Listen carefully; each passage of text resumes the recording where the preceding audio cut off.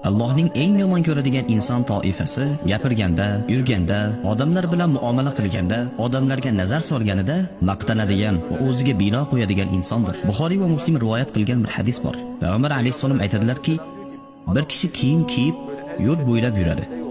U chiroyli kiyingan, zamonaviy kiyimda yo'l bo'ylab yuradi.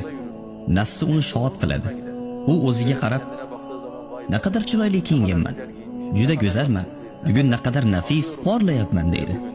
Sochini ham tar ekan. Ya'ni mukammal bir inson. İz yaksifullahu bihil ard. Alloh uni yer tubiga yutkizib yuboradi. İz yaksifullahu bihil ard. Alloh uni yer tubiga yutkizib yuboradi. Fehuve yetecelcelu ila yevmil qiyam. Va qiyomat kunigacha u inson yer tubiga botadi va yana ko'tariladi va yana botadi. Toki oxirgi soat kelgunicha, qiyomat kelguniga qadar. Alloh uni barzax olamida shunday jazolaydi. Nega?